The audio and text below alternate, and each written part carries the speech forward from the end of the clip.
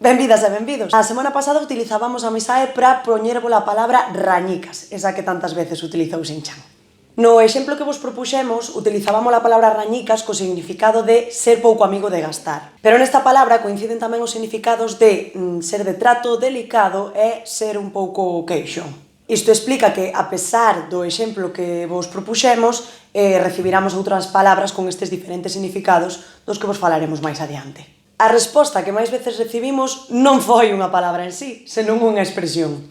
Ser como a Virxe do Puño. Tamén nos enviastes ser devoto da Virxe do Puño, ser máis apertado que a Virxe do Puño e pertencer á confraría da Virxe do Puño. A primeira e a segunda palabra máis populares son bastante similares. A primeira é amarrado, que nos chegou de toda Galicia e que nos chegou tamén esa paronimia de amarrategui. E a segunda é agarrado, que terá que ver con esa reducción de ser agarrado aos cartos. De moitas vilas da costa da provincia da Coruña chegounos tamén agarrado, con geada. A cuarta palabra que máis veces nos enviastes entra no grupo do que falábamos antes, iso de ser dado a queixarse. Trátase do termo roñón e recibimos bastantes variantes. Roñica, roñicas, roñas, roñoso e roñento. A que empregábamos tamén foi unha das máis populares, rañicas. E tamén rañiquis, rañado, rañas e raña-raña. Castelanismos. Rácano, que non é termo do galego. Ratera, rayante, que é castelán. Rayante en galego ten o significado de ser a liña pola que sai o sol. E unha das máis populares tamén é termo do castelán. Rácano. Falábamos ao comezo deses dous significados máis que ten a palabra rañicas, e o que fixemos foi metelas nun mesmo grupo para contárvolas así rapidamente. Lembrade que eran ser dado a queixarse e ser de trato delicado. Chorón e choromicas, conicha, conichas e conas, mixirica, termo do que xa se falou moito nesta sección noutras ocasións, con mixiricas, mixiriqueiro, mixirimiqueiro e pixiricas, que se trata dunha alteración por outra bilabial. Tamén queixicas, rabudo, roncha e rosmón. Desta volta recibimos moitas acepcións que non significan exactamente rañicas, pero que lle anda preto.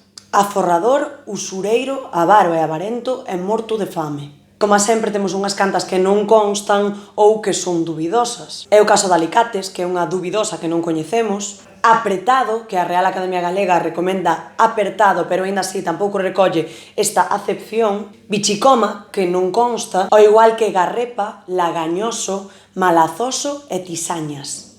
As que consideramos dubidosas polo seu significado son, por exemplo, burgués, enfurruñado, rompecollóns e virulillas.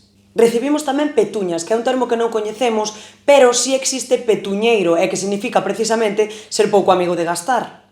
Cremos que pode derivar de peto, por guardar aí os cartos e non sacalos, é dicir, ser rañicas. Recibimos tamén rancaño, o nome propiamente en galego ven sendo un utensilio de labranza, pero non está recollida con este significado, polo tanto cremos que pode ser unha alteración ou un intento de galeguización da palabra castelá rácano. E imos rematando con outras acepcións que nos enviastes que si parecen sinónimos ao 100%.